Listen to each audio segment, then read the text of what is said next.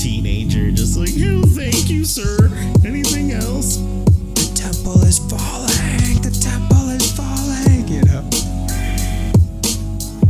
The shopping cart has ruined our society. Right. Damn it.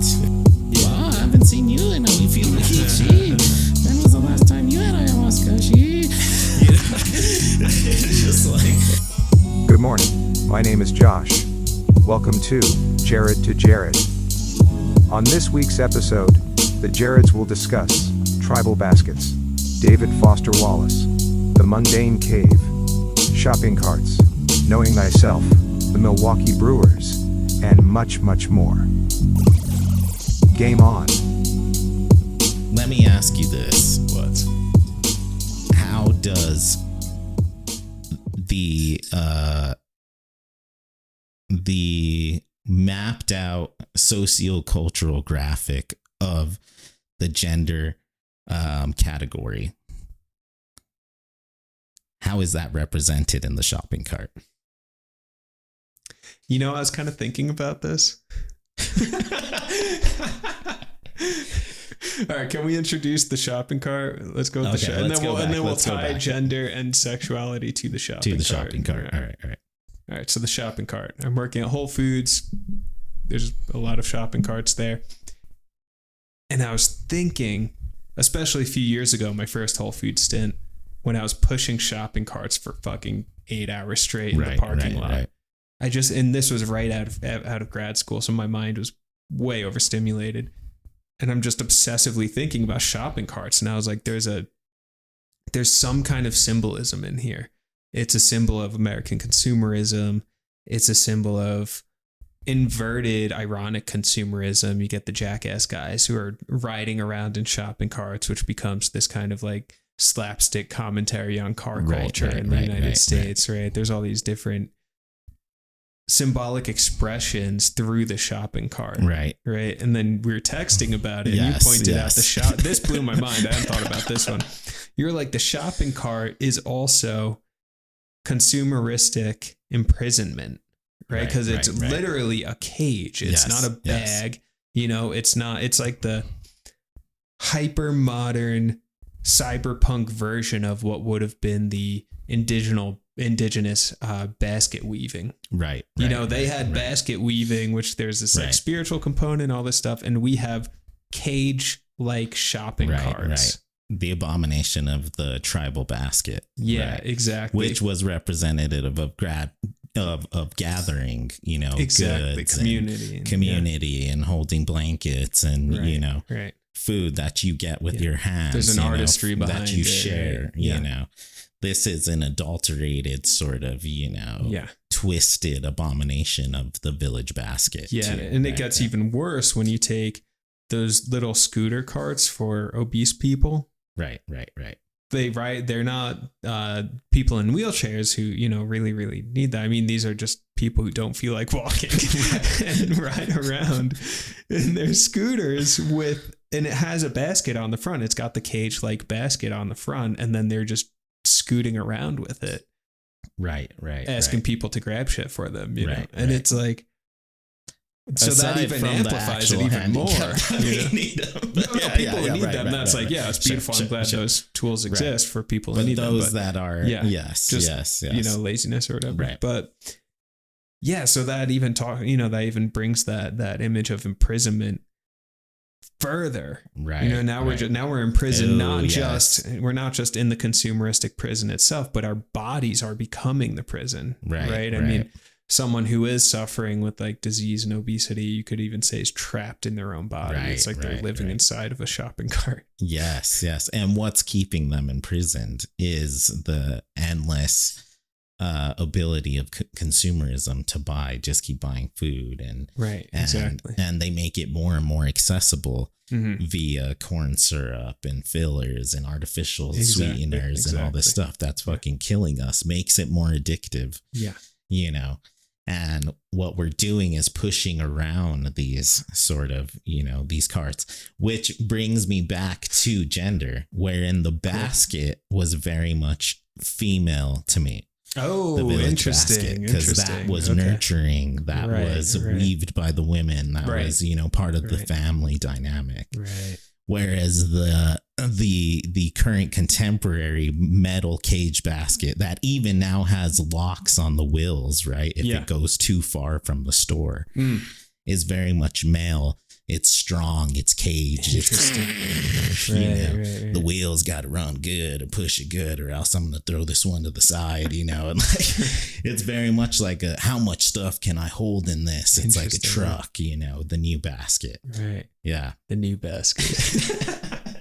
Dude. And even one image that comes to mind, let's say when I was in high school or something, and there's always like the spot in the woods that the kids go to smoke weed in, and at least where I grew up, it'd be like a spot in the woods and there's a boulder, and the boulder has like spray paint on it or something, just kids doing stupid graffiti, right. And maybe some broken glass around the area, just like a shitty spot in the woods kids would go to party, Sure. And for some reason there was always a shopping cart. Right. In that spot. Right. Oh, yes. And there were several of those spots, right? Sure, and like for some reason there was always a shopping cart, maybe broken, maybe not. Right. And it was never not there. And I was like, who the fuck brought this shopping cart? This is weird. And obviously it's just some kids who like got drunk or something and thought it'd be funny to steal a shopping cart and bring it to the safety of that spot. Right. But even that, there's something to it because the shopping cart is a sort of semi-public object. Right. And I'm not sure. You're owning the space in a way. Yeah, I'm not sure exactly what the point to be made is there, but it, technically I'm sure it's property of the grocery store, but it's outside, it's in a parking lot. And in the same way that parking lots are kind of these like semi-public spaces.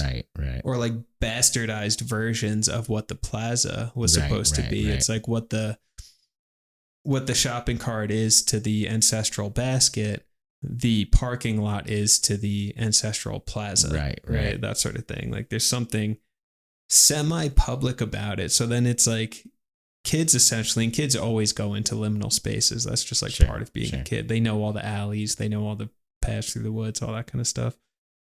There's something about taking that like semi-public, semi-private means of consumeristic inheritance and then dragging it out into the woods and like breaking it.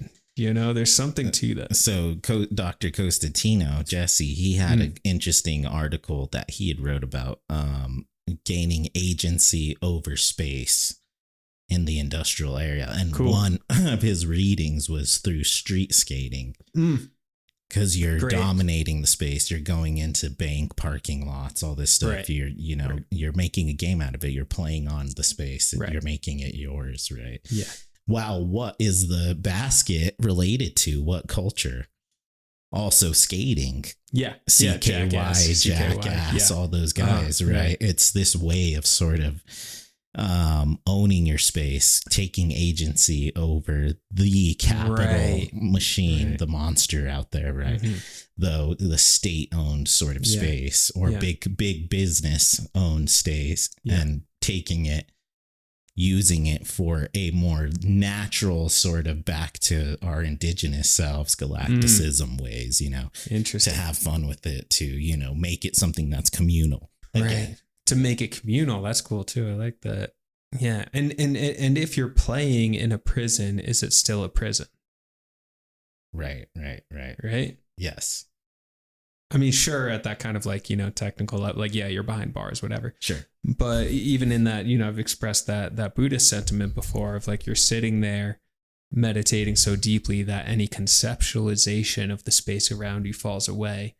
And those are no longer prison bars. It's just hunks of metal that have no, that have no symbolic significance. Like all of the power, according to the Buddhist worldview, is, and actually the post-structuralist worldview would have the same idea that any seeming power is itself symbolic. And then if you can transcend the symbol, you transcend the power. Right? And then you're free. So kind of the same thing. If you're transcending symbol within the context of a prison, are you still in a prison? Right. And if you're playing in a prison, which is a form of transcending symbol or messing with symbol or playing with it, like use the example of skateboarding at like a bank, you know, Right, a bank right, is this like super structured economic institution. There's a level of like decorum there or something like that.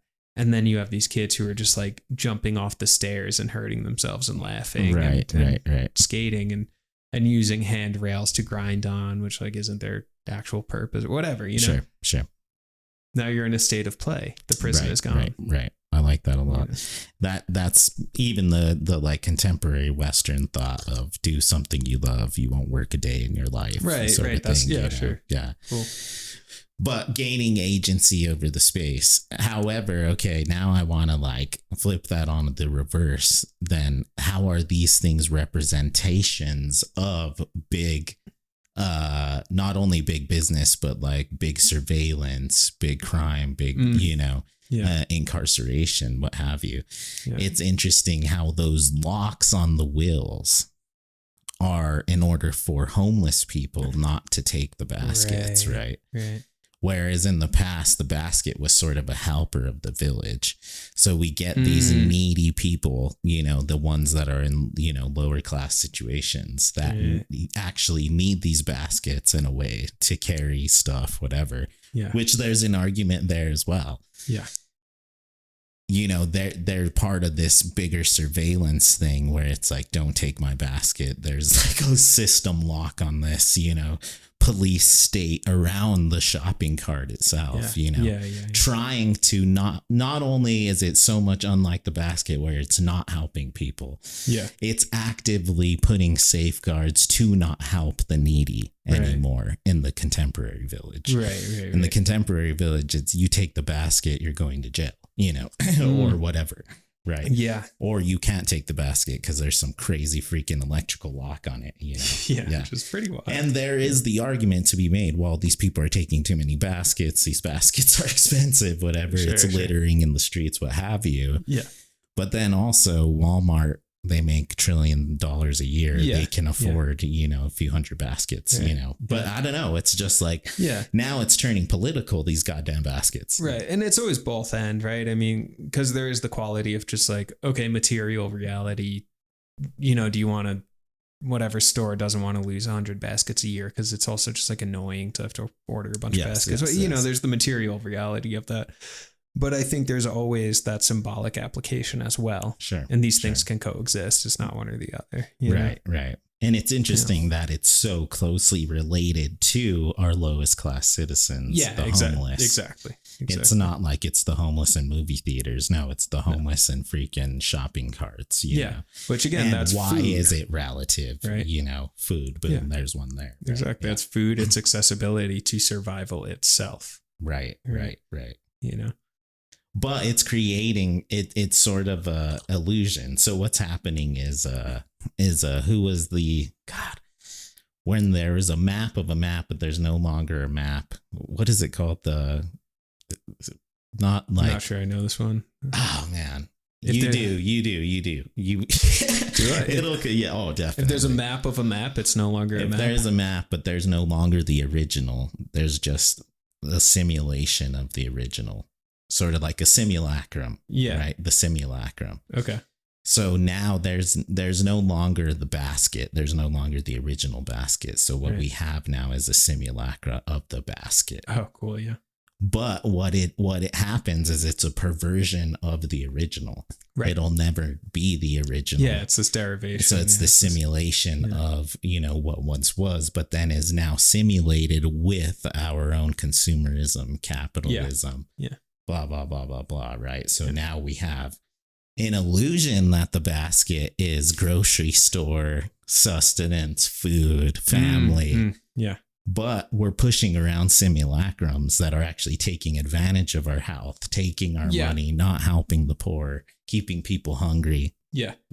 Right. So I remember working, like the first time I worked at Whole Foods, I saw a tiny shopping cart for people's probably toddler size, maybe a little bit bigger children to push around, right? Right. As their parents are doing their shopping. Sure. And at first you're like, oh, that's cute. Haha, look, the little kid doing like an adult activity. That's cute, you know? Right. Until I realized, I go, holy shit, they're training us. Right. They're quite literally training the next generation of consumers. Right. You know, and that's what America is. It's a country of consumers. Right. You know, that's like what we prioritize over most things. Sure. So yeah, this little kid pushing a baby shopping cart, I go, holy shit, they're training us. You know? Right. Well, yeah, even Dolly loved the shopping cart with the fake fruit and shit. You know? Exactly. And she would follow me around the grocery store. It's super cute, whatever. Yeah. But also an indoctrination into the capitalist culture. Right? And how many children's toys, this really freaks me out. I hate seeing children's toys because it sends me on a spiral. Seeing kids' toys that are like, just domestic appliances and things like that. Sure. Domestic appliances, bank cards. There's there's credit card toys. Sure, it's so fucking weird. I've seen this before. It's like an ATM cash register and a card and all of this stuff. And it's like, it's so clearly fucking indoctrination, right? Into our system because the kids don't, like, they're not necessarily aware of like, oh, okay, mom, dad, they have their credit card and they're buying us food and blah, blah, blah. That's what's happening. They don't fucking care, you know? I'm sure if a kid's sitting in a shopping cart as their parents at the checkout line, the kid is noticing so many other things, you know? Maybe they notice like, oh, I wonder what that card is, whatever. Right. But it just is very clearly a source of indoctrination, I think. Well, and then it turns into therapy later on in your life. Where it's like, in order to have a good time, I need to have money so I can use this card, which equals happiness and food and sustenance and all this stuff, right? And playing with my friends, what have you. Yeah. And then it's like, well, I better pick up an extra shift and I better get this extra job. And next thing you know, you're serving the system just like Foucault said you would. Right. And it all started with the shopping cart. The shopping cart. The shopping cart has ruined our society. Right. Damn it. Yeah. But there's something too to the lock on the wheel as well, because David Foster Wallace says, "This is water." It's a commencement speech he gave. Right. And he's talking about just like mundane life. You know, that was like the whole Gen X thing. You're like reading David Foster Wallace, listening to Radiohead, being pissed off that you live in the suburbs because life is so mundane. Yeah. You know? Anyway, so he's talking about just like going through the motions of being an adult, and he's talking to kids about to graduate, and then he's just discussing like how to find meaning within that and all that kind of stuff in this very David Foster Wallace way. And he has this whole long spiel about getting the shopping cart in the parking lot and bringing it into the grocery store, and then it's got that one crazy wheel that just keeps spinning when you're trying to turn right, and he's like, and it drives you fucking crazy, and it's dragging and making this really terrible noise, but you keep going because you have to eat to survive. You know? It's really funny. And but it's a ball and chain. Talk about the prison metaphor again, you know? The ball and chain. It's like you have this cage that you're just like stuck with. You know, and like you don't want it. It's literally dragging you, right? You know, or you're dragging it. And it has like a rattling chain like noise to it, you know, as you're trying to just get through the day and get food. So just building on that prison metaphor, the prison of consumerism, which is making me think of Maslow's hierarchy of needs as well. Yeah. And it's not until you get to this certain freaking state of comfort and financial stability and whatever, that you actually have the time to worry about a squeaking wheel on your shopping cart. Like the whole idea, even philosophy of recognizing a shopping cart as something, you know. We had to go up in our social standards, our economic standards, all that shit to even worry about it. Because if we're starving and we're with wick baskets collecting berries and shit like that, we wouldn't care about how the wick kind of moves around when we put berries. We're starving. We're, whereas most Americans literally go to the grocery store and then go eat afterwards. Like go pick up Taco Bell on the way home with like $200 of groceries, and then the groceries go bad and all. That's when you start worrying about the squeaky wheel and the shopping cart, you know, is when it's like you're not even there for food anymore. You're there. You're just there. Yeah. This sort of zombie thing. And it's interesting too, the like vision of us pushing the same looking shopping cart around in like circles, gathering food, just like well, like freaking, you know, we got some like 90s pop music going on in the background, you know. Yeah. And everybody's just kind of like zombied out. You're like an AI in there. It's wild. You know? It's really removed the like human interaction with food, with hunting, totally with gathering, with, so removed. You know, so removed. Yeah. And the music thing, Phil Collins in the background, dude. And the music thing's absolutely wild because one, I'm a hypersensitive person and I'm constantly getting overstimulated. It fucking sucks. Right. Atrisco's today. Atrisco walked in just like immediately, like, no, we're not doing this. It's so crowded. Get overstimulated, don't like it, right? And so I go into these places that are just like playing music, and it's like it annoys me sometimes, right?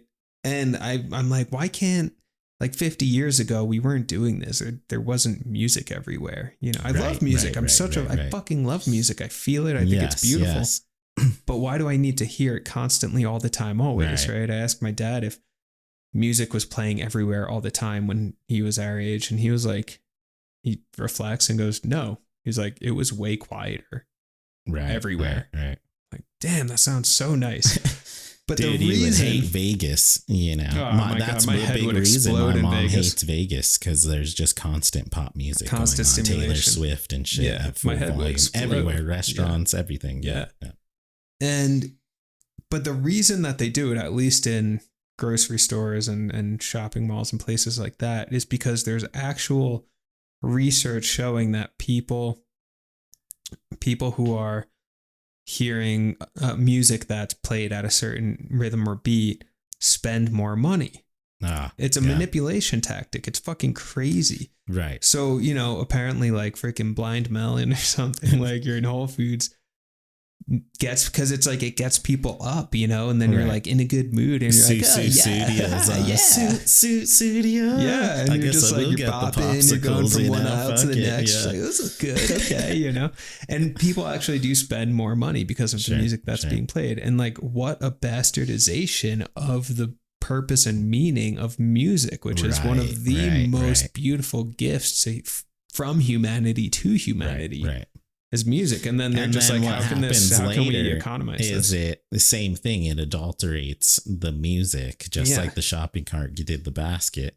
Yeah. Where it's this sort of illusion, this simulacra that's happening, where then you think you're all joyful and like picking out cheese sticks and shit, you know, getting candles, you can studio. Yeah. And then you get home and you're broke. Yeah, exactly. And then you didn't eat those cheese sticks because they're fucking cinnamon roll flavor, and you're like, why did I do that? And you know, and then you hate the song Susudio. All of a sudden, you're like, fuck Phil Collins.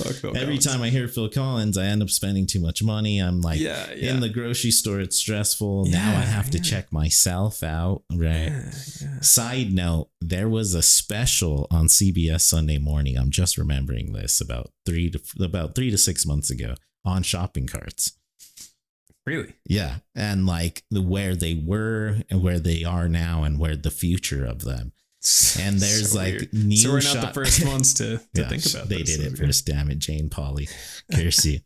The new shopping carts that they've been making and like testing out in like, you know, rich areas in LA and shit like that there's scanners. So you just drop whatever you want into the basket. Wow. And it blinks up there in your handle. Yeah. And you just pay it. Yeah. Or it just charges your account, like your Apple Pay. Right. And then you leave and you don't interact with anybody. Yeah. You know? Yeah. No more tellers, no more nothing. It's just the basket. So the basket is actually the future of it is separating us even more. It's isolating us. Right. Now we used to be able to talk to, Henry works at Smith's, nice guy. Not anymore. He doesn't have a job, It's the basket. Well, yeah, exactly. Yeah. Right. And then what they tell you is that the immigrants are taking your jobs when it's job automation. The statistics are real. It's job automation taking people's jobs, not immigrants. Right. It's fucking ridiculous. I mean, even like self-checkout. It's so stupid that we actually check stuff out. What they're going to do is just like put all your groceries in this bin. Yeah. There's a little line in there, the little beep that checks you out for you and then puts it in a bag and it comes out the end of the other line. You go get your bags, you're charged. And it's just insane how it works now. But for a boomer like my dad, furious every time we're at the grocery store, he's got to tell one of the workers, gee, well, you're going to pay me to check myself out? Dude, he's not wrong, though. He's not wrong. Yeah. He's not wrong. Yeah. Boomer comment, whatever, not wrong. Sure. Yeah. Because he's used to like, Henry, talk to him about his day, give him therapy for like 12 minutes, bag his groceries for him. That's a good thing. Like teenager just like, thank you, sir. Anything else, and then boom, he's like, loves it. That's like a big part of a boomer's community, just interaction. Right? Yeah. It's huge, But they want us to be isolated. They want us to be separated. They want us to be in a fear state constantly. Right. Because that's profitable for them. Right. That's why we live in a necrophilic society. Yes. It's a love of death and decay. It's fucking terrifying. Right. And they say, okay, well, this technology, you don't want to waste time going to the grocery store. We're just going to give you your food straight to you, and they're even doing that. Just deliver it straight to you. You don't ever have to talk you to don't anybody, have to leave your house it out the door, ever, whatever, That'll give you more time to be human. Yeah. Well, no, there's too much to take it from a guy that has a time stone. There's too much time in the day. And it's expensive. So if you're like not rich and highly social, there's nothing else to do but get on this demonic device, your phone. And these people's screen time is going to go from 4 hours to 6 because now they don't have to drive to Albertsons. They don't have to talk to, old Chuck at the credit line. And they didn't write a check and everything. Exactly. So now it's like, fuck it. I'll just keep scrolling. Yeah. And you have the illusion. Keep getting sold shit. You have the illusion of more free time. Mm-hmm. But it's just an illusion. You actually don't. Because like you said, now you're spending all of that time just fucking knocked out scrolling on your phone. Right. Right. And there's this philosopher, Jacob Needleman, who he must have died in the past decade or something. But one question he would bring up is, okay, well, all of this technology is sold to you with the message that's going to save you time.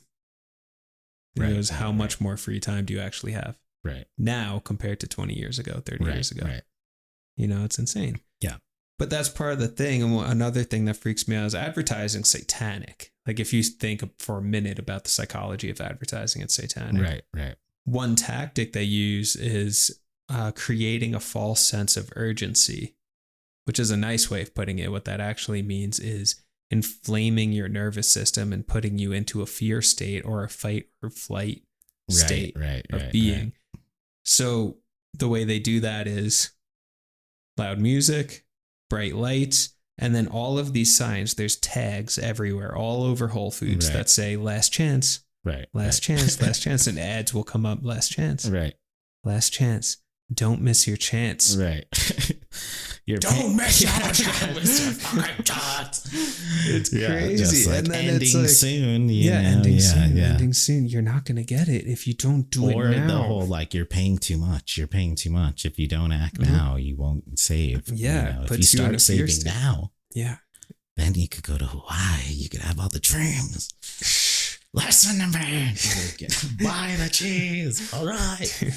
Dude, would you like to taste butter? That's what it is. Yeah. It's satanic. And living in that fear state, the most threatening thing to the powers that be is an individual who is present, at ease, and confident and healthy and joyful.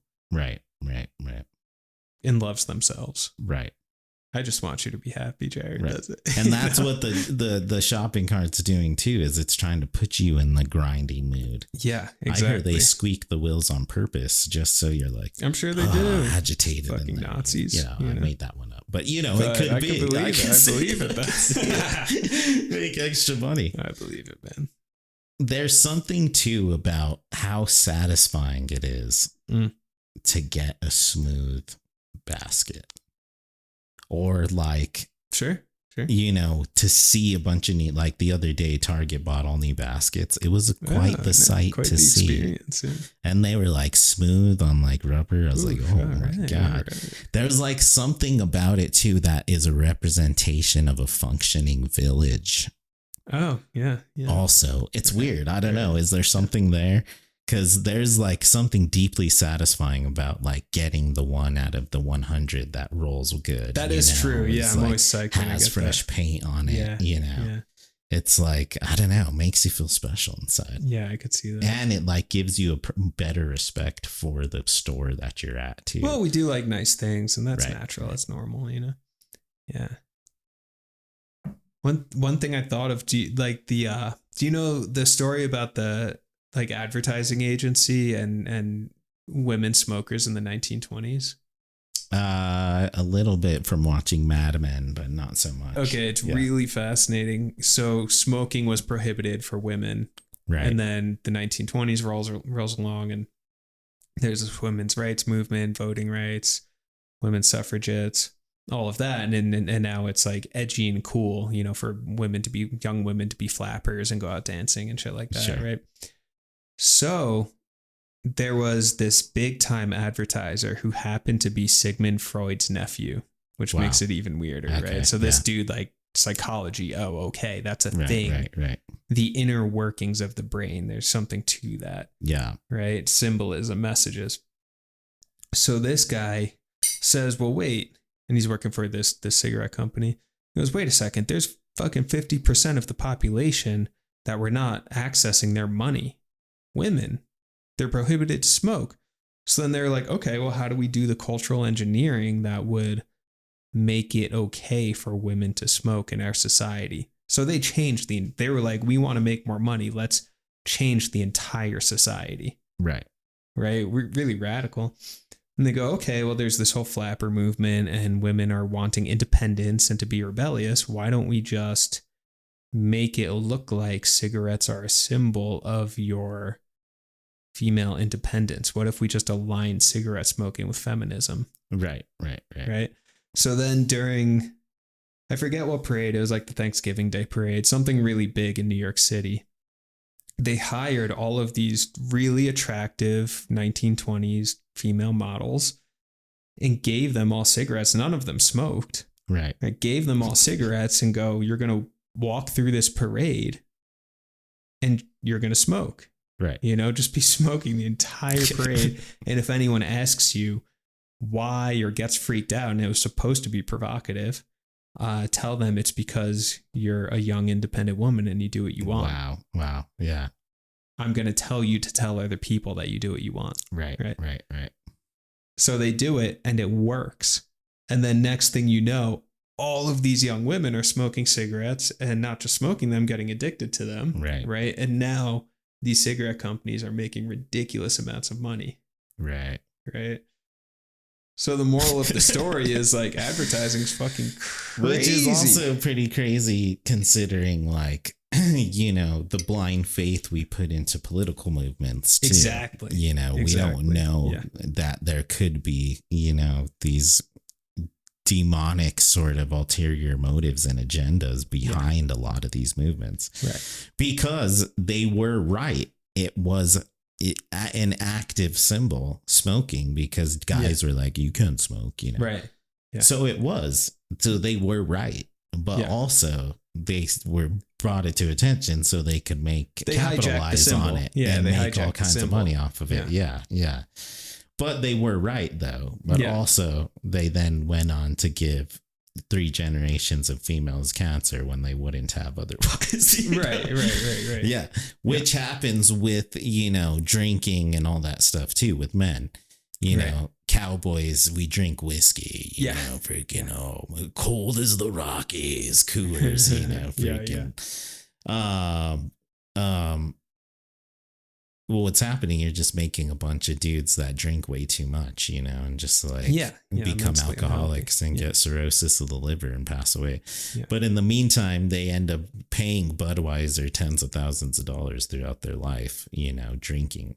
Right. So, it's just crazy. It is, yeah. So, which all seems kind of obvious too. It's like, okay, advertising shitty and manipulates people and takes advantage of people. We're seeing, you know, the next generation of that.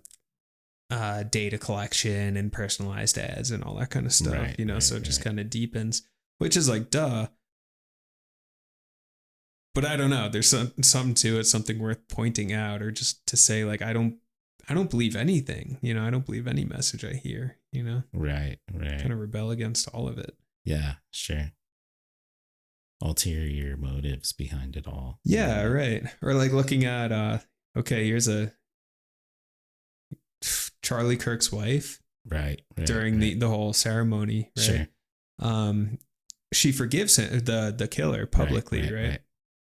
And I don't know, man. It's like, I wish I wasn't this cynical, but I watched that, and you know, whatever, no one should be killed, all that for sure. But watch that was just like, I was like, that was the most insincere shit I've ever seen in my entire life. That woman just used forgiveness, which is this just beautiful, godly, like deeply important humanistic value, and just used that for fucking political leverage. Right. Maybe I'm wrong, and like deeply in that woman's heart, she like truly is just a saint, and I hope she is. That'd be really cool. You know? Jeff would be crushed if he heard this, because he was moved by that. She forgave him, dude. She really did. Was he? Yeah. Yeah, I wasn't. I was so cynical. Jeff is, you know, he's a 90s Republican, so it's hard to say. Oh yeah, that's cool. But that being said, like, there's all kinds of memes and shit of like, you know, just lost my husband, and it's like Michael Jackson at the Super Bowl popping up from the ground, just like, you know, it was like a pretty crazy event, you know. Yeah. I don't know. There was something like not right about it, you know. It just gave me the weird heebie-jeebies. Gave me the heebie-jeebies, yeah. And then Trump did that like weird face when he hugged her, like, you know. And then she's like, I forgive you. That is so weird. And then like 30 minutes after the funeral, Trump tweets, I hope they give this guy the death penalty, like, you know, death to our enemies. Oh yeah, he's like, I'm not as good as her. I hate my enemies. You know, it's just like, what message are we trying to send here? You know, it's they're trying, you know, and I'm not saying that they like sat in a room together and was like, you say this, then I'll say this, and that this is the effect it's going to have. That's not what I'm saying. It wasn't that conscious. But the impact of it is saying any political party wants to be perceived as perfect and pure, right? Any extremist political party, perfect and pure. And in order to do that, you really need to stretch your legs kind of like between two separating icebergs or something, you know? Right. Because on one hand, you need to say, well, forgiveness, right? On the other hand, true forgiveness, as we know from our man Jesus, that doesn't afford you any actual political power. That doesn't afford you any financial or social power. True forgiveness is unconditional, incredibly radical, right? So it's like, but that's not what they're going for. They're a fucking political entity, right? But they also need to project the illusion that we are, and they're all Christian fundamentalists, right? So they need to project the illusion that, oh, we're so Christian, we're so forgiving, we're so gentle, we're so this and that, while at the same time maintaining this hyper-masculine aura of strength and control, right? And surveillance and all these things. Those things are completely incongruous. So how do you resolve them? How do you synthesize them? Right. Well, you have the female figure who's now, you know, she's the wife of the martyr. So, you know, there's this just big airtime there, and forgiveness. And then you have this other guy who's the head of the party who says, I hate my enemies. And that's a way of trying to like resolve the cognitive dissonance that comes up when you have so-called Christian ideals rubbing up against desire for political power. Right. You know? Yeah.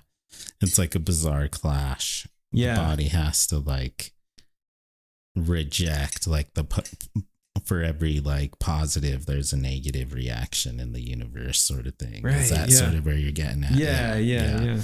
I can see is that making sense? If it's not, I could see that. Right, It's like a weird like response to or rejection of almost to the like forgiveness of the aura of the for Christian forgiveness. Yeah.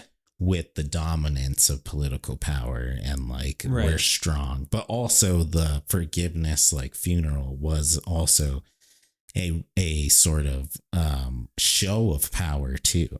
Yeah. Of being like, we're going to get all the political leaders in the room to like mourn and grieve the one who's lost. So we can show you how much this means. So if it ever happens, how angry we'll be, you know, if this happens. I don't know. It's just like this sort of like shit stew of like Christianity, which oftentimes that's what religion leads to. Yeah. Is this very toxic stew of Christian ideology mixed with like Christian self-righteousness and like persecution and strength and smiting things, and God brought down fire from the heavens, and I got 300 foreskins, and you only asked me for 200, you know? Like, and then it creates this wild boiling thing where it's, you hurt us so much. Yeah. I'm gonna get. And then you get the freaking fuck. Then you get the who were the knights during the medieval times, like crazy the Crusaders, you know, and the righteous are out which there of course none of those guys were actually Christian. You know, the Crusaders, they're fucking chopping people's heads off for resources and power. That's what it's always been. Right. Like, come on now. Exactly. So that's always really grabbed my curiosity, is that cognitive dissonance between, we're on a totally new topic, but that's fine, between Christian ideals. I feel like we're still talking about the shopping cart this whole time. No, maybe Christian ideals with desire for political power, control, et cetera. Those things seem irresolvable to me. Right. So it seems to me that there's, again, that cognitive dissonance, that just like inner knowing that these things don't resolve. So then you have to do some kind of weird mental gymnastics in order to make sense of it. Right. For yourself. Yeah. Yeah. I don't know. Do you have anything to say about that? That like, just, I don't know how Christianity permeates into politics and how that makes no sense regarding what the man Christ himself actually taught. So could it be that when you get into politics and these higher up the dark state ventures, you know, and we start getting into realms of assassinations and shit like that, it's such a dark realm where you have to do like weird things for rich people and corporations and big pharma.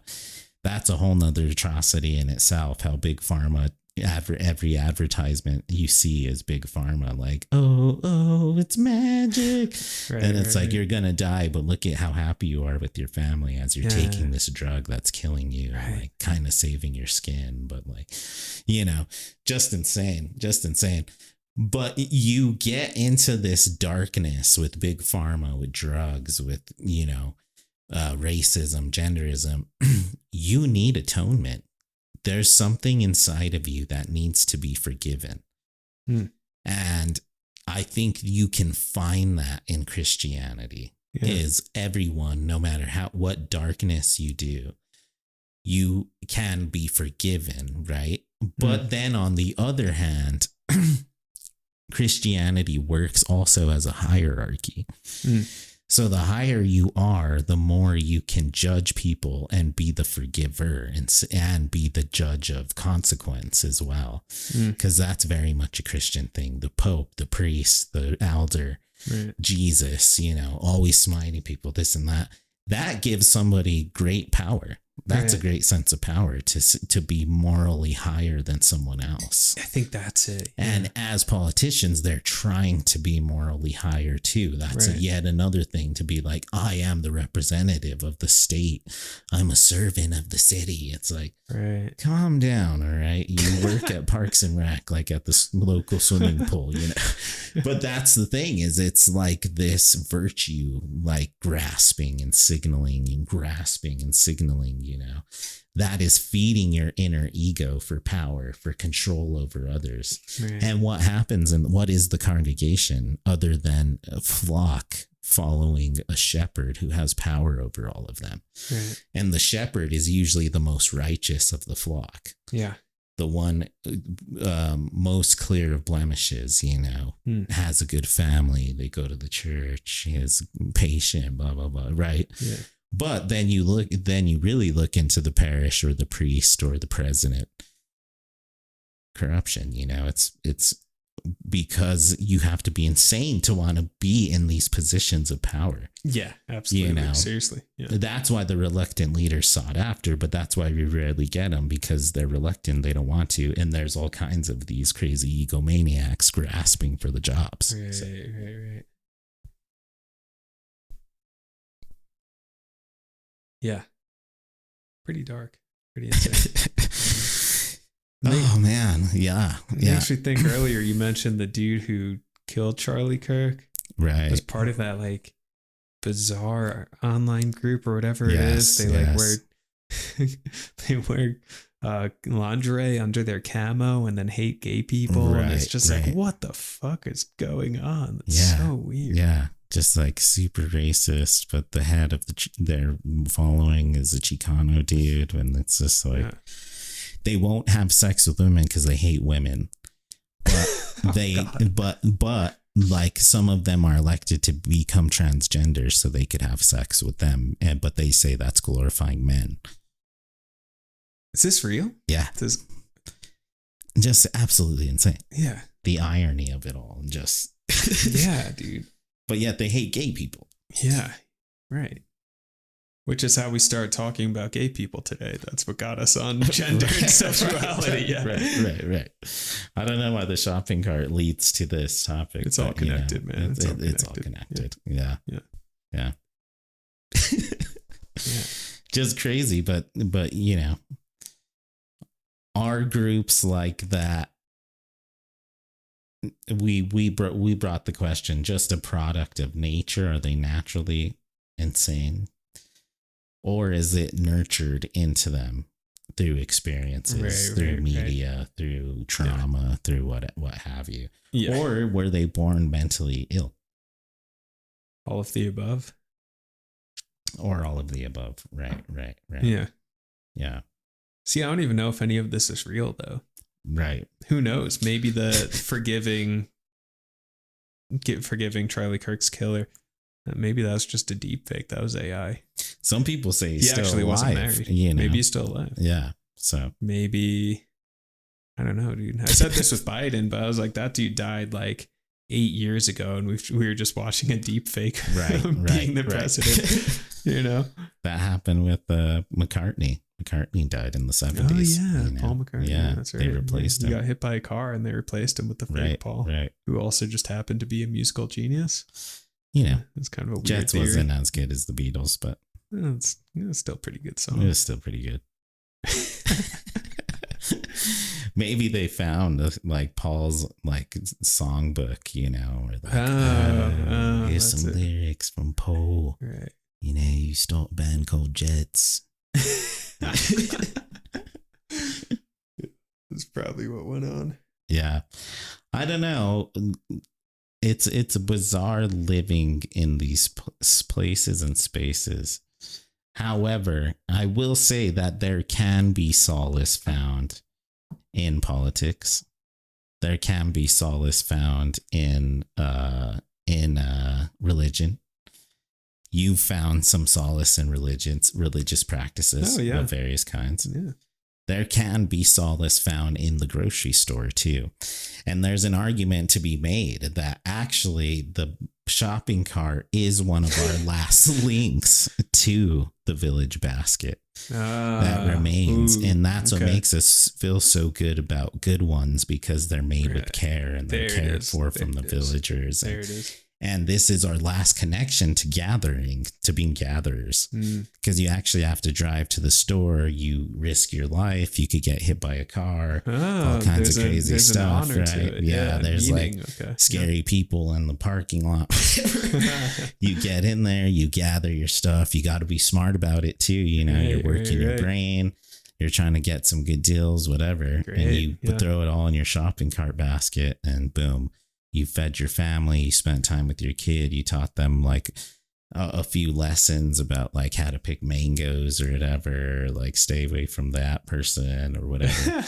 You also got to jam out for a minute, heard a song you didn't hear before, Rod Stewart, Hey, maybe not so bad after all, Right. It's just a matter of I think looking into yourself, right? Like me, I would like to get into local politics. I wanted to run. I heard you could run for the governing board of the college. Really? And cool. These spots get elected by like 12 votes. Yeah. And they're 6-year terms. I could be the boss of everybody. Insane. And just get 12 people to vote for me. I could like bring the faculty back, get rid of the administration. Wow. That'd be cool. Do really like cool, awesome things, for faculty and the students, I didn't even realize.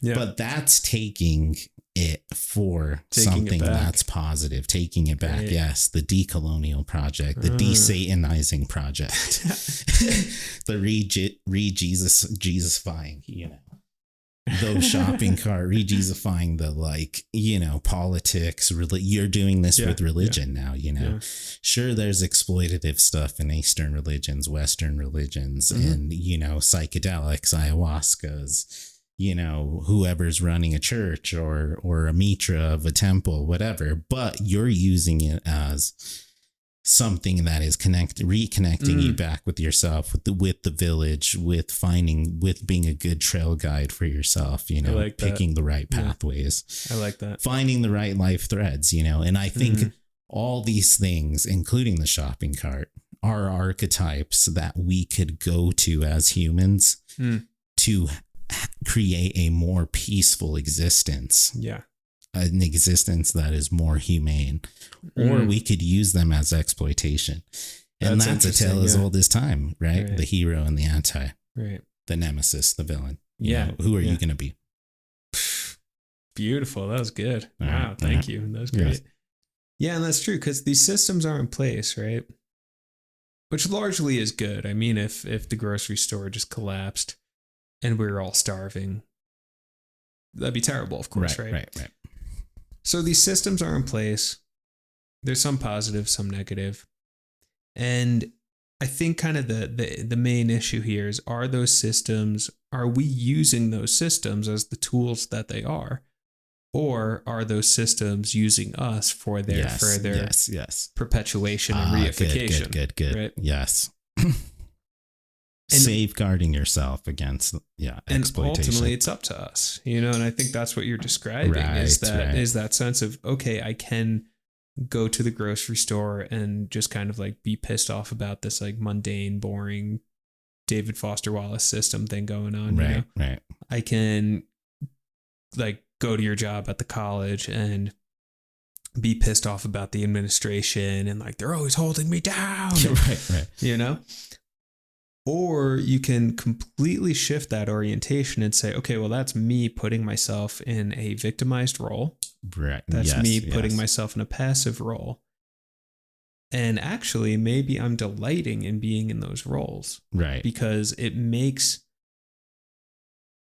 me feel a little bit better. I don't have to do much. And then I get to complain about how it's everyone else's fault that I'm not doing it. There's this kind of like self. And it enables a sort of toxic behavior. Right. Because then you're free of reprieve. It's woe is me sort of thing all the time.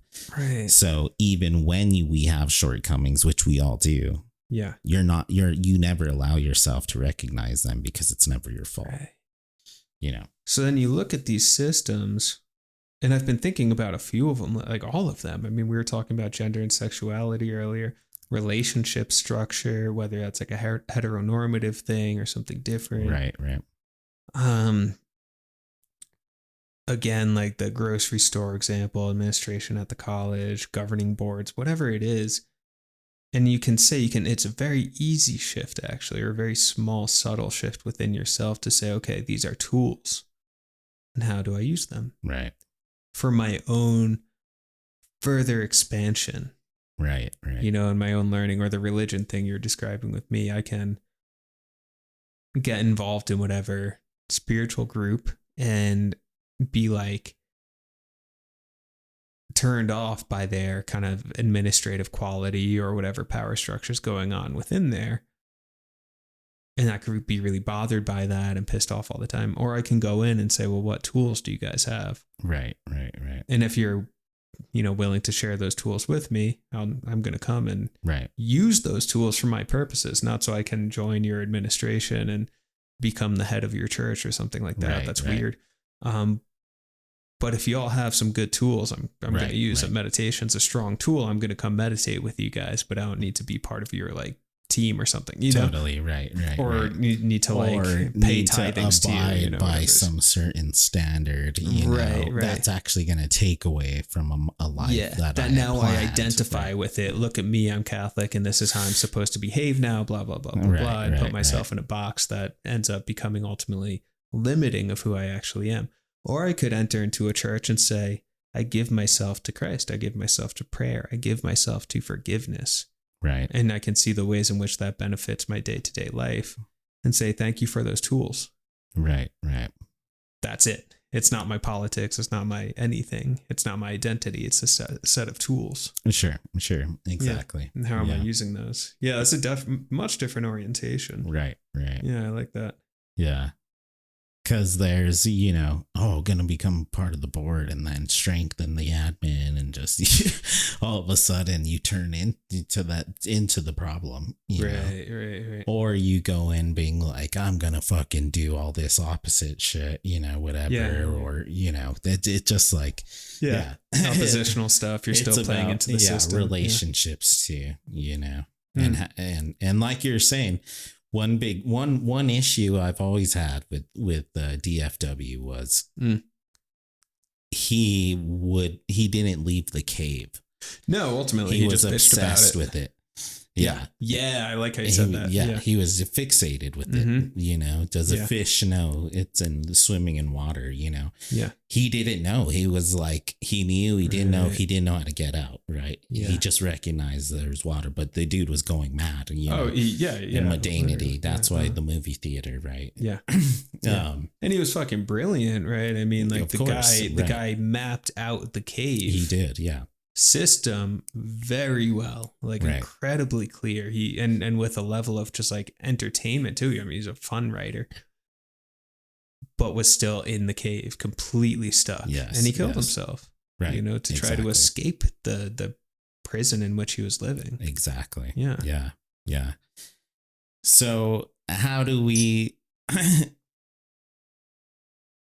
So this is something I've been struggling with a little bit. Maybe you can enlighten me at the end of the pod. Yeah.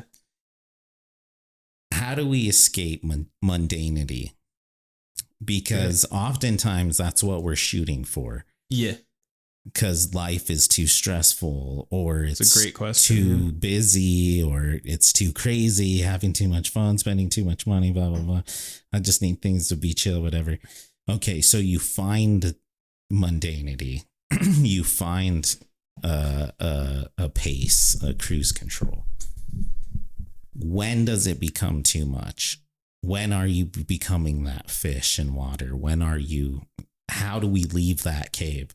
How do we avoid becoming, the madman in the Matrix, the French dude that has the keys, and just but never leaves it really. He's part of it, the Merovingian, the DFW. Yeah. How can we, This is such a great question. How do we live? How do we experience? Yeah. While also maintaining the security of the mundanity. Right. Which that's what it allots. Great. You. Yeah, Boredom, totally. Yeah, security. You want to have food in the grocery store, but you don't want to be, feel like you're depressed in the grocery store every day, Yeah. Is it on the small things? Is that where we start? Do we start with the beautiful day? Yeah. Okay. And you're asking me for the how? I'm asking you. Yeah. How do we go about doing this? Well, just to reflect back and elaborate on some, just because it's fun. I love thinking about the cave because God, Plato was so on it, right? Oh my God. Because you go into the cave and everyone's dealing with it in a different way, right? Some people are just submitting to it entirely. They've accepted, oh God, I'm going to make $15 an hour for the rest of my life. And this sucks and whatever, but this is my lot in life. So I'm just going to kind of like numb out. Right. I'm in the cave and I'm going to numb out. Sure. Other people try to climb to higher ledges on the cave wall, so to speak, right? Because all the violence and chaos is happening down in like the pits of the cave, right? So then some people are like, oh, well, I'm going to climb the socioeconomic ladder to higher ledges where it's a bit safer. Right. Up the cave walls or something. And I look at those people down there and I go, thank God I'm not them. Well, you're still in the cave and you're just living on this little sliver of a thing. Okay? Sure. So there's a bunch of different ways people analyze the cave. People make art within the cave. There's so many different things, but you're still there. So how do you leave it? Yeah. How do you leave it?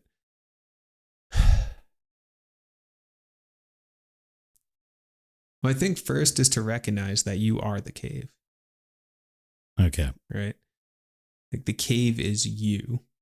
Nice. Yourself, nice. Yeah. In the sense that you've internalized the cave. Sure. And you begin to see when it's not you, your authentic self, speaking or thinking or being, but the internalized authority of the cave system doing so. Right. You know, and I can see this very clearly. I remember teaching at UNM some years ago. And there's this student, a young woman who, she was like 18. She was a freshman in college, right? And really bright and had this kind of like an identity, and her identity was like the, dumb blonde or something, and I remember she said something like kind of disparaging toward women, right? This kind of I don't remember exactly what it was, but it's just something like, oh, well, women aren't that smart, or, just something sort of like an internalized sexism thing. And when she said it, I didn't say, no, that's wrong. I didn't say anything at all. I just continued to sit with that and just kind of like, she was just like, oh, well, women don't really know that much. And I just gave her this kind of look, right? And the look was one of like, do you really mean that? And she could see that. And I saw her like kind of like almost cock her head in like a, did I just say that kind of way? Right. It's just this like slippage of like, there's something there. Yeah. And I didn't even address it, but I could see that there was a moment of recognition. There's metacognition. That's the word I'm looking for, where it was like, okay, I'm speaking and existing and saying, but now I'm thinking and recognizing what I'm actually saying. So that moment was her recognizing, oh, wow, that was an internalized authority thing or whatever the hell it was that just said that and not me. That I don't actually think that, but for some reason I adopted that thought. Right. So I think, one is that kind of metacognition, just like looking at ourselves deeply and saying, oh, wait a second, is this me? Or is it the cave? Right.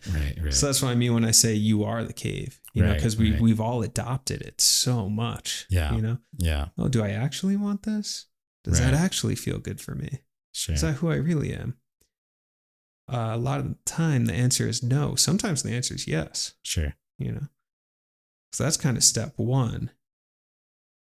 And maybe that's even the last step. That's step 1 and step 100. And then all the in-between steps are, how do you get there and how do you continue to amplify that awareness that's going to allow us to continue to recognize the cave within ourselves? Right. And then let go of the cave within ourselves. Sure. So I can say those tools for me, meditation, therapeutic psychedelic use, writing, reading, making art, My art's a mirror back to me often. Journaling, whatever. It's just like there's so many different ways, right. I mean, that's the authentic spiritual paths. Authentic religion is essentially that. It's a map for how to leave the cave. Right. I say authentic because there's a lot of bullshit religion out there, right? But yeah. So I like that. Yeah. Any way you can expand awareness of the extent to which you have internalized the cave system, and then you start to like leaves dropping from the trees. The more that you see it, the more that shit drops away. Sure. And then the more clear you are on who oneself is. Right. Right. Know thyself. So the oracle, back to the oracle. So once it's about self-identification, essentially. Yeah. Once you know thyself, mundanity ceases to exist. Yeah. Because then you're living in accordance with your true will. Yeah. Yeah. With what you truly want to happen in your life. Yeah. That's not dictated from nurture. Mm-hmm. Or from, traumatized nature as well. Yeah, exactly. And that, yes, that's a big one. I want to highlight that, the traumatized nature thing. Because a lot of it too, it's like there's the societal conditioning, cultural conditioning of, this is what men are, this is what women are, this is what marriage is, et cetera, et cetera. But then there's also the just sort of personal experience with difficult situations growing up, And the reason that matters so much is not because it's like I want to blame everyone for things I'm upset about or something, but because as children, that's when our brains are the most open. I mean, they're still developing. Our nervous systems are still developing. I mean, our nervous systems are always in a state of development, but that's when it's the most active. Right. It's when neuroplasticity and all of that, when the neural pathways in our brains and bodies are the most plastic, the most shapeable, Right. So these events happen, and then we map those within our systems, Right. And we go, oh shit, I'm scared that I'm not worthy of love. Right. I'm scared that I'm not going to be accepted as who I really am. I'm scared that if I try and fail, I'm going to get hurt, so I just shouldn't try at all. You start to adopt these belief systems and patterns. Sure. Yeah. And then you start to, as you work through the societal cave stuff, then you work through the personal cave stuff. Right. Which is all that. Which makes me think of one quality I really, really appreciated about Fabs. Yeah. Was her ability to recognize a self, maybe not perhaps her own, but in order to also sort of be a chameleon in a way, you have to be able to recognize another's persona, another's person's identification outside of the cave. Right. And that was really awesome on her part, because really it's not necessarily about making bold, crazy changes. No, that's also reactive. Yeah. And that could span from a natural like inhibitions, just like whatever, mental health in general. Mm-hmm. And then nurture traumas, whatever. You think, fuck mundanity, this and that. I need to mix it up. I need to I'm quitting my job, or I'm going to break up with that person, or I'm going to get into a relationship and have a kid with this person.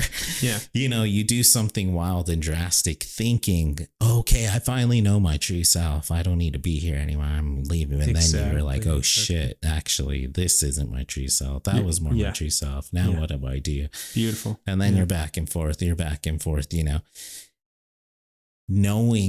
seeing your true potential, your true identification, which we all have, every single individual. I believe in that.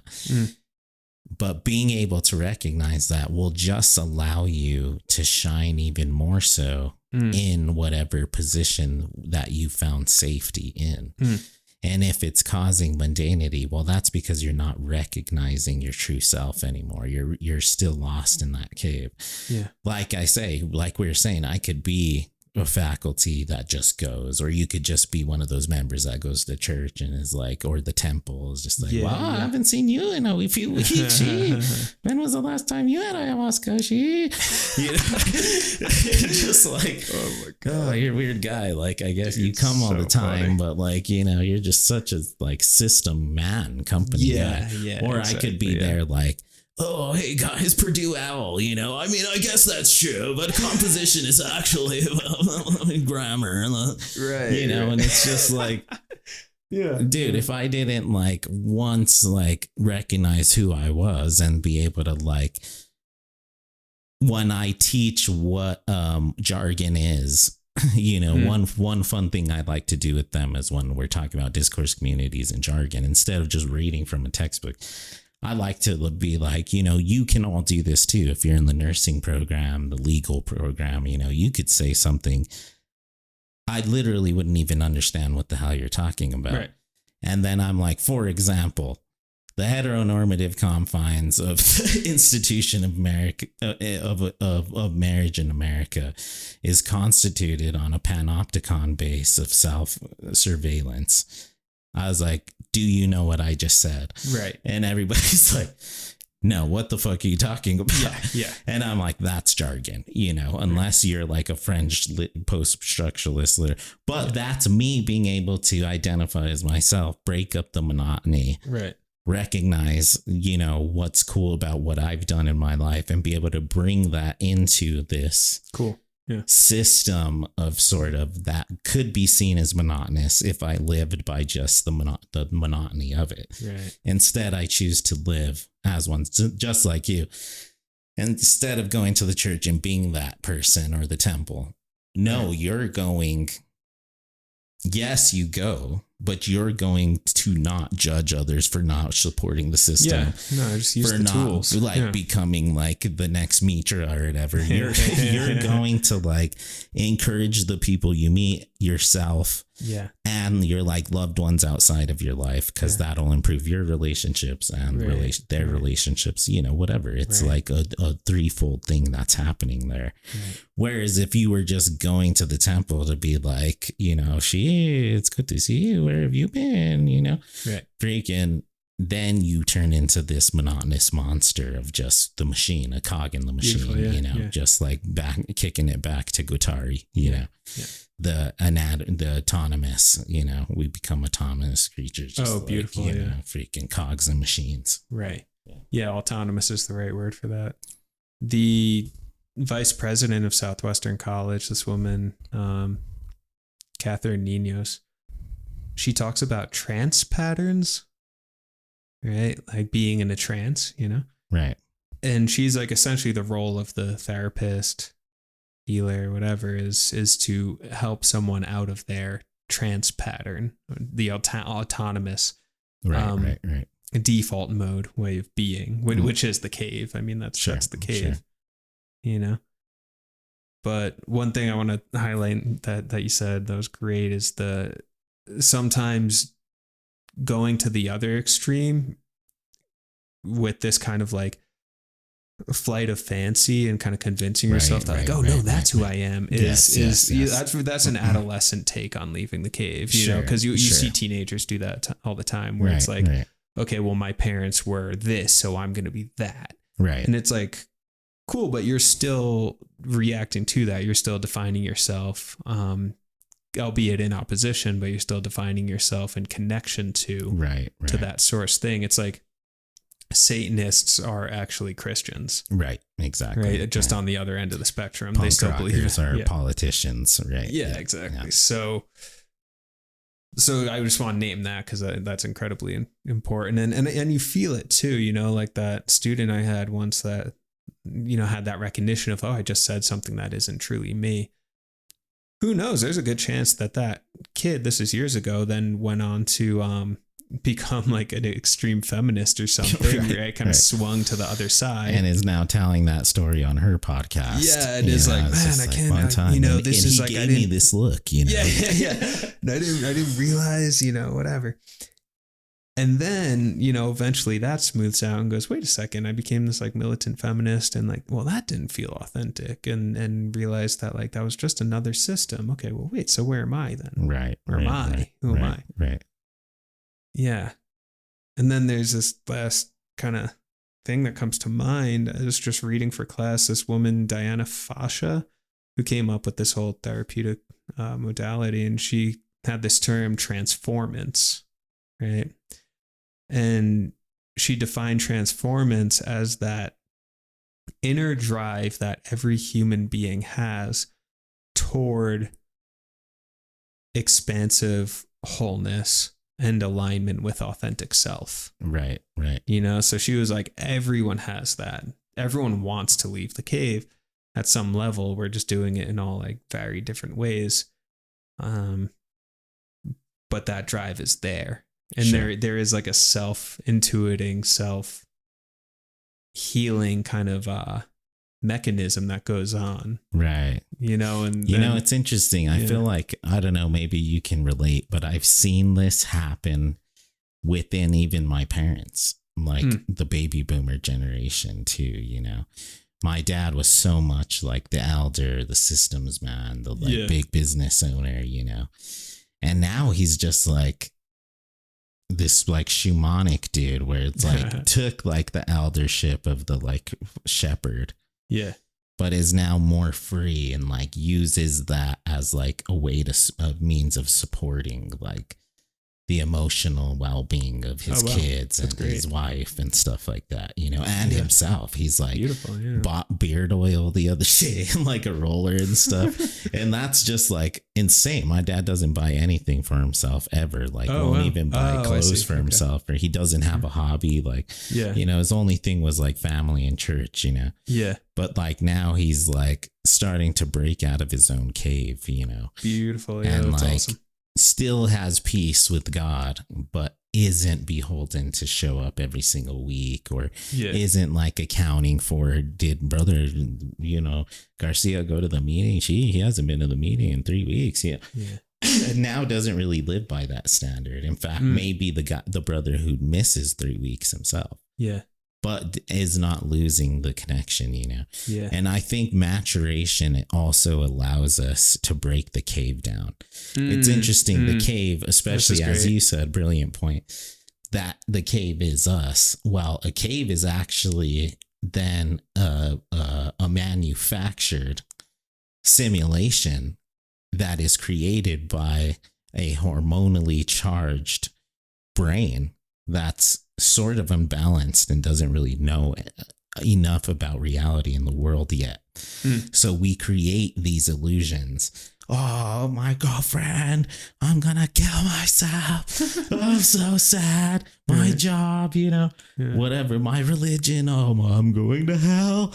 Yeah. Fucking when you realize it's just like, man, when you get older, it's like, hey, wait, hell's probably not real. Like, yeah, she was cool, but like I probably could have dated somebody else, and just like you get out of it. It's like, that was a cool job, but whatever. I was never going to get fired. Anyways, like, what were they going to, like all of a sudden you're like, man, I wish I would have spent more time like teaching my students about Foucault than freaking grammar. No one even writes anymore. AI does it for them.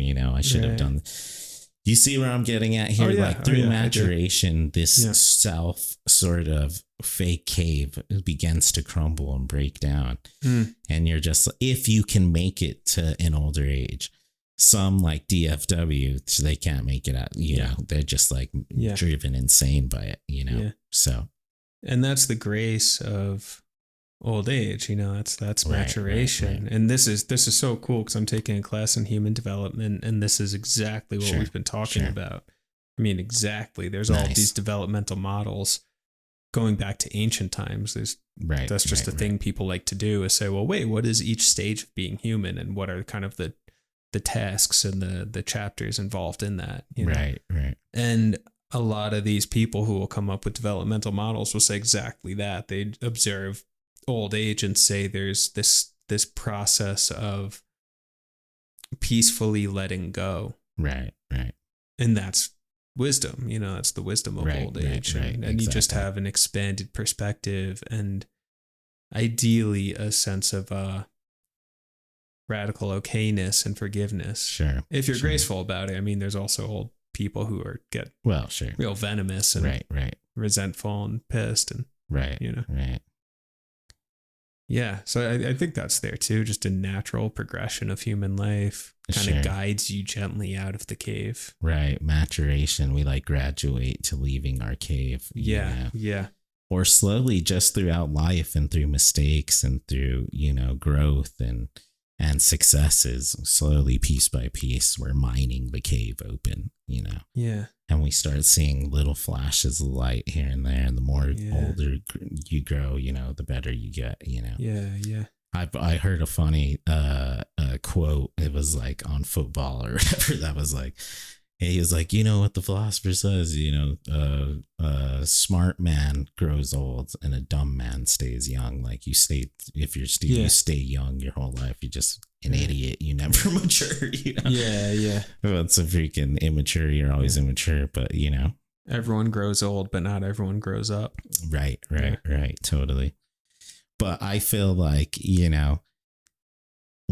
and then what's going to happen now when we like the natural maturation of even like a man's journey to like, less testosterone, which breaking down the cave even more, more in touch with the emotions, whatever. Yeah.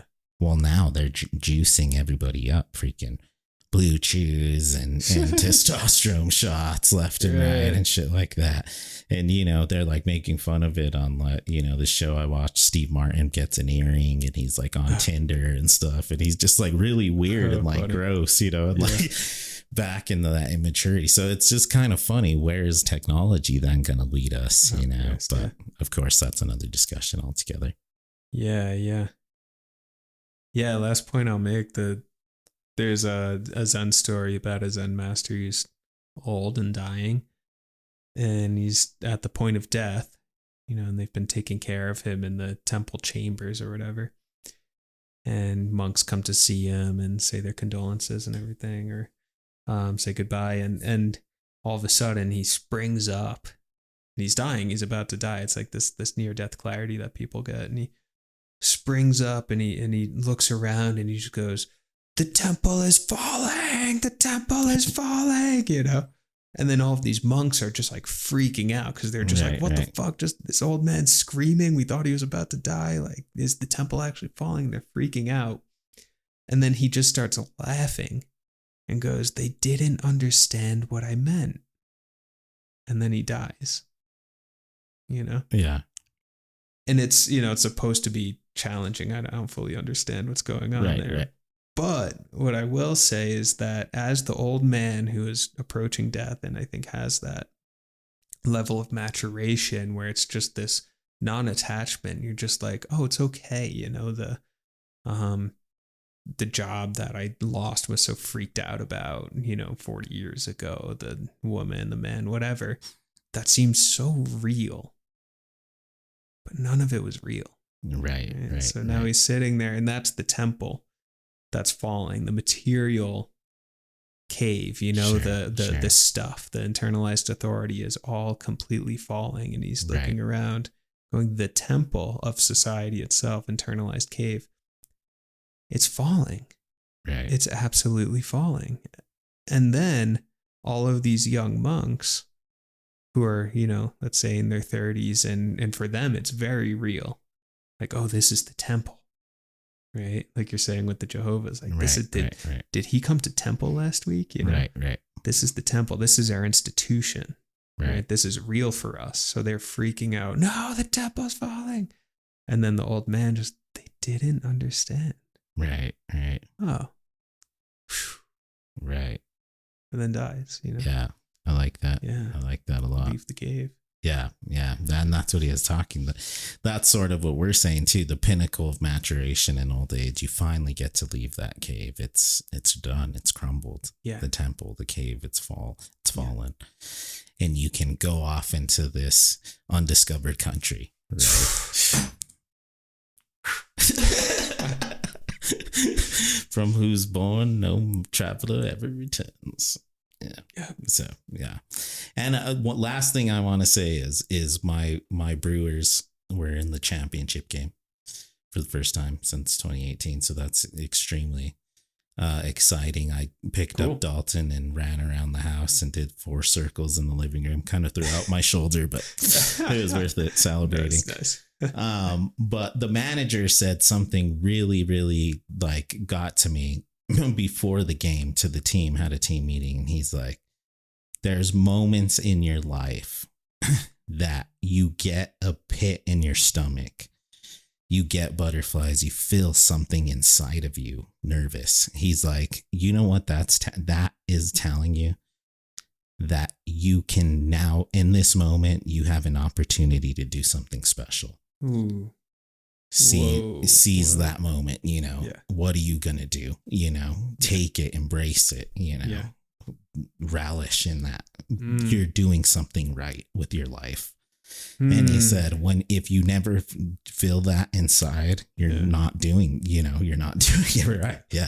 Everybody wants to play for this manager too. He's like the best dude in the world. Oh my Freaking God, Murphy. dude sounds like an ancient skipper. sage. Oh, he is. Awesome. He is. If you saw him too, you're like, oh my God, that's the sage of baseball. Just like, I'm a Brewers fan now. Oh, this is awesome. Love it. Love to hear it. Love to hear it. Oh, so cool. But I was thinking about that too in our discussion of journey through life. You know, a lot of our like regrets in life, it's never about what we did. It's about what we didn't do. Yeah. You know, and I feel like part of leaving the cave, part of identifying, knowing yourself, knowing where your roots lie and all this is putting yourself in these moments, seizing the opportunity and living in a way where you physically get nervous inside of yourself. You're like, stomach's like, oh my God. Like, you know, because that's when you can shine. That's when there's an opportunity for greatness, you know? Yeah. So let's do it. Let's seize the day. Brewers over Dodgers. Let's go. Starts Monday. On behalf of the Jareds, thank you for listening. Follow, comment, and tell your friends.